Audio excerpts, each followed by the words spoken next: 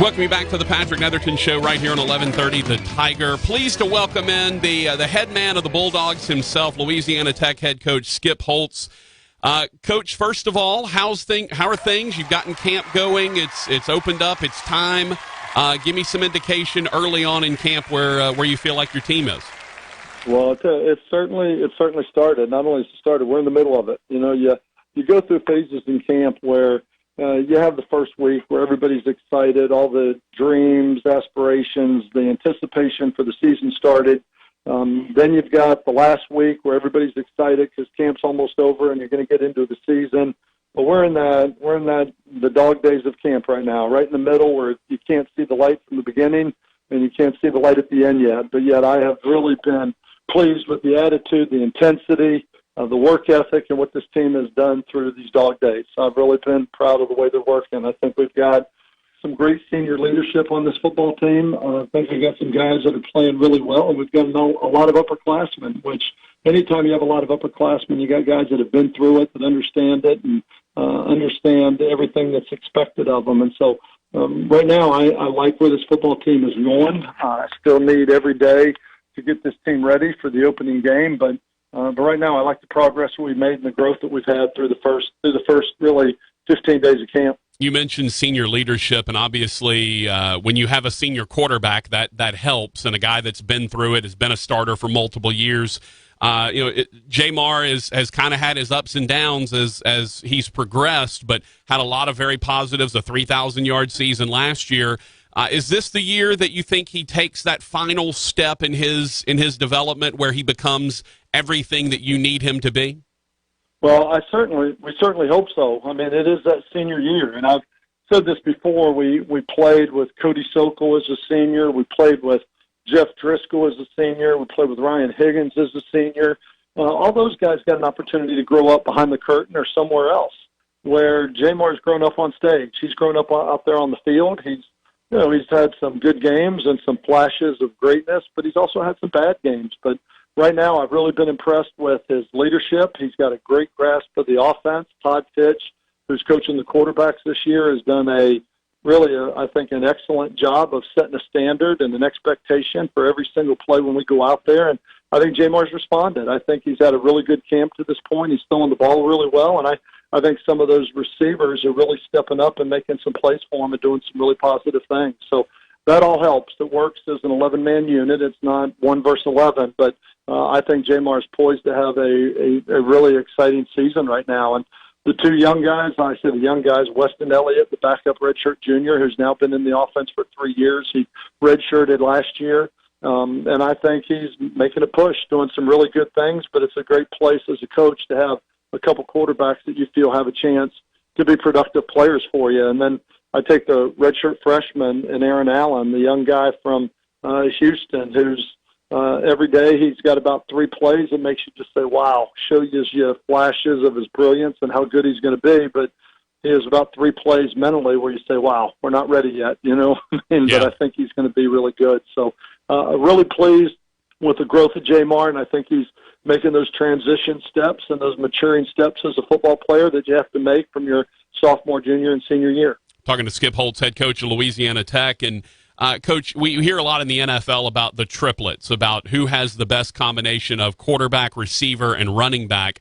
And obviously we know you need depth. You need more than one running back. You need 3, 4, 5 receivers, that kind of thing. But I would imagine you have to feel pretty good. Jaquiz Dancy coming back again, and Adrian Hardy. It feels like your triplets to go along with Jamar Smith you're in a pretty good spot there in terms of your top end guys are really high end guys.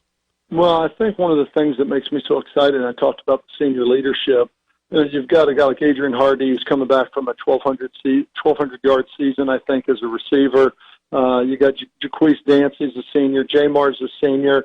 Up front, you're playing with 3 seniors and 2 juniors. On defense, I believe we're starting 8 seniors on the defensive side of the ball. We've got a lot of guys that have played. The thing with this camp has been you've got a lot of experience at the top, but you have a lot of talent behind them, but we just have a big gap and drop-off from an experience standpoint. And that's been one of the things, how do you get your ones ready, but yet also get your twos and threes the work they're going to need and the experience they're going to need to be able to step out there on the field and play. But Jaquise Dancy has been, he's been up and down as far as camp is concerned with his health. He had a sickness. He missed about 5 days. He's coming back. I mean, but I certainly feel like when those three are healthy and ready to go, we've got three guys that have proven on the field that they can play at a really high level and could really lead this football team.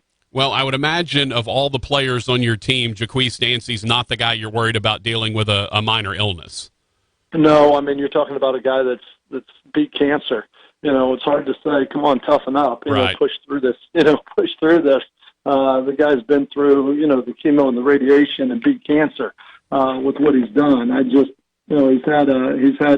certainly had some low points in being diagnosed with cancer, et cetera, but has had some high points with a phone call to be cancer-free. And we just hope that he can get through the sickness that he has right now and come back and join us and come back at the strength and the level that he was playing before he got sick. So, but he's certainly not a guy that you question his courage or his toughness. No, absolutely. Give us some thoughts on the offensive line going into this season, Coach. Well, like Cody Rusty, the junior center really kind of is the bell cow up front. He's the center. He's the leader. He's the vocal one. He's got two seniors next to him, and Kirkpatrick and Ethan Reed on either side. A tackle, you've got a senior, and Dwight Stallworth, big 6'8", tackle who was supposed to play last year, had a shoulder injury, wasn't able to play, got his sixth year, and has been given this year to be his senior year. And then at the left tackle, you've got Willie Allen, who originally was at LSU and then has transferred up here through the junior college. Last year was probably a little slow in picking it up. And you've got a freshman in Byron Rossell, a freshman, redshirt freshman, that has really proven that he belongs in the conversation.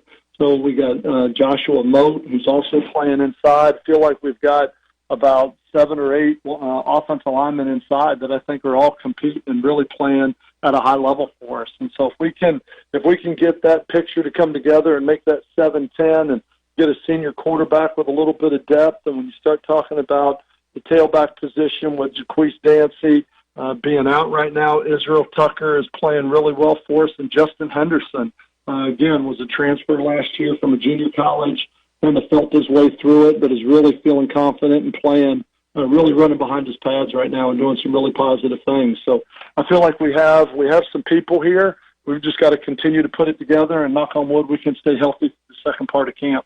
Talking to Skip Holtz, the head coach at Louisiana Tech. Conversely, you lost a good bit on the defensive line. Obviously, everyone knows about Jalen Ferguson, the loss there, but you have some guys who are sneaky good that are coming back, and I point at Willie Baker, who every time you turned around, Willie Baker kind of looked like Jalen Ferguson's little brother, right? I mean, he just kind of, every time you turn around, Jalen Ferguson's getting double-teamed, and Willie Baker's in the backfield making a play. Well, when you look at Jalen Ferguson in the bowl game, had 2 sacks to break the record and got all the attention, but Willie Baker had 4 sacks in that game. And so I think Willie is a very, very talented player. It was hard to take Jalen off the field to put Willie in. He had 6 defensive linemen last year that were 5 defensive linemen last year that were seniors. So you replaced not only a couple starters, but some depth. But there's some quality guys returning. Courtney Wallace is going to be a senior who just graduated this summer and coming back for his 5th year, and I think is doing some really good things at nose guard. Look at Kadarian Mason, who is a very talented player who's got size, who is really coming on and taking on that senior leadership and that starting role strongly.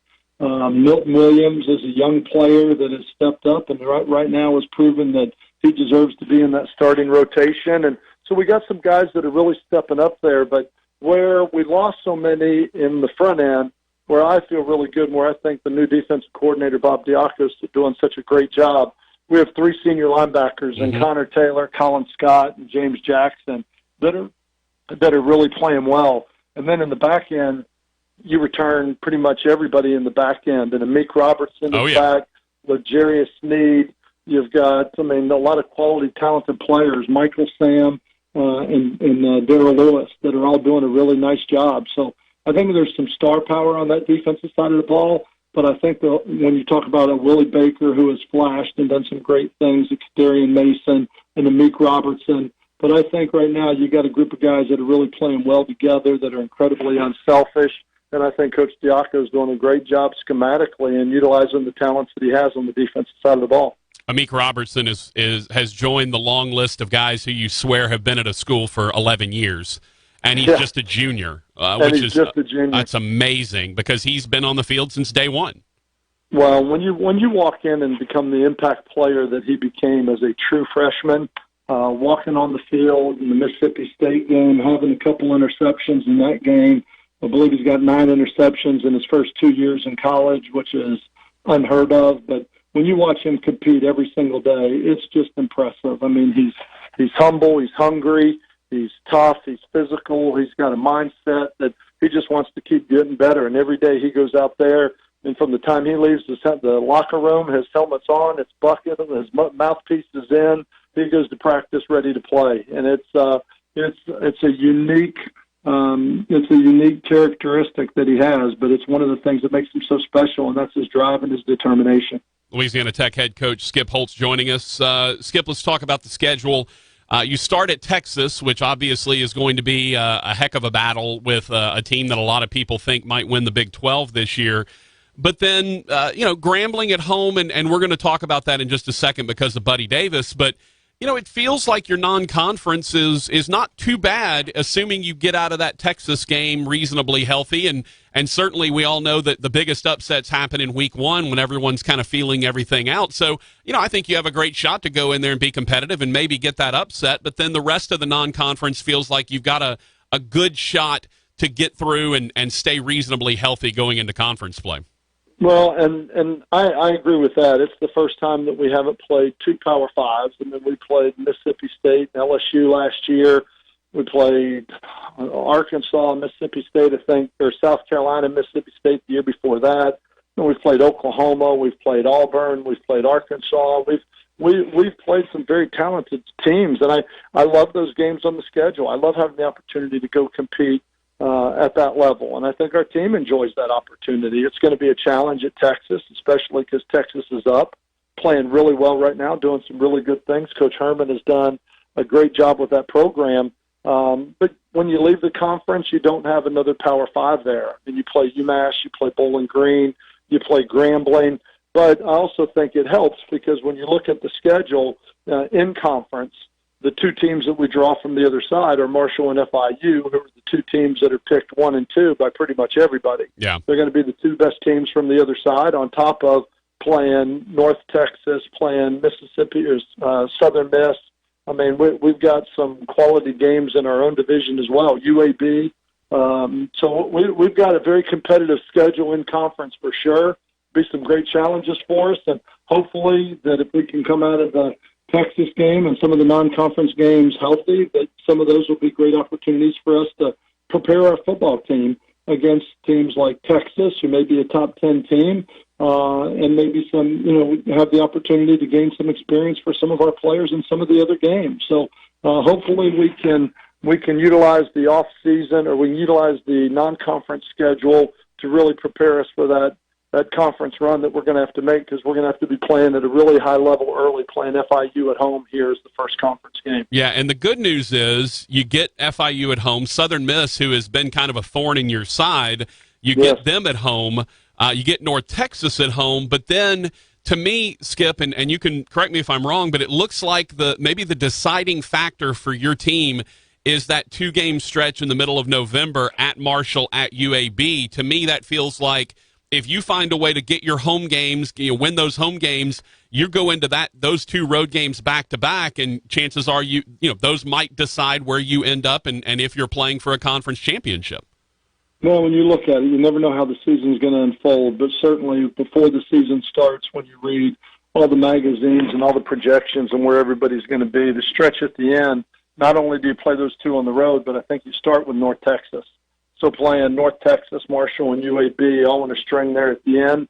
It's going to be a tough run for us. It's going to be a difficult part at the end of the season. But, I like where we play 5 games, have an open date, play 3 games, and then come back and play 4, where you look at last year's schedule, we played 2, and then we went 10 games straight, and we ended up losing 3 of the last 4. I think we were a little beat up.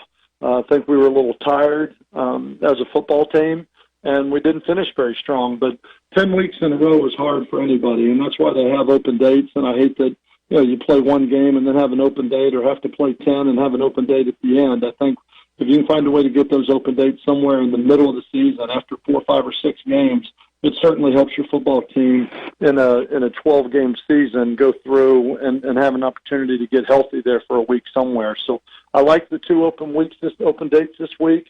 I think the schedule certainly gives us a chance. Now we just got to go put the ball on the tee and play the games. That's the way to do it. He is Skip Holtz. Before I let you go, of course, Skip, as I'm here in the 1130 The Tiger studios, your dad is looking at me in his plaid pants and his big collar and his crazy orange glasses. The Lou Holtz Arkansas doll is always sitting here looking at us. How's Lou doing? You know what? He's doing great. Him and Mom are down in Orlando, and he is just as tough and ornery as ever. I mean, he's going a million miles an hour. He's traveling. He's speaking. Plays golf when he can. But you know what? I also think the lifestyle he keeps helps keep him young at 82 years old. So he's doing wonderful and have an opportunity. He's gonna he'll be out here for camp here. I think on Monday, just here in a couple of days. He'll be down here for camp, and I'm sure he's going to get the opportunity to write about 12 pages of notes and tell me everything we got to do better. But I appreciate his input for sure, especially when you talk about a guy that's had all the success that he has. Absolutely. Not a bad guy to be able to bounce things off of. Skip, best of luck this season, man. Look, I love that first game. I love Texas looking ahead to LSU in week 2. I always love catching those teams in week 1 when everyone's not really set. We all know the old axiom, you make your most improvement from week 1 to week 2. Week 1's the time to go get somebody, so y'all go get Texas. You know what? We're working for it. Looking forward to it. Thank you very much. All right. Thank you, Skip. Skip Holtz, head coach of Louisiana Tech Bulldogs. All right.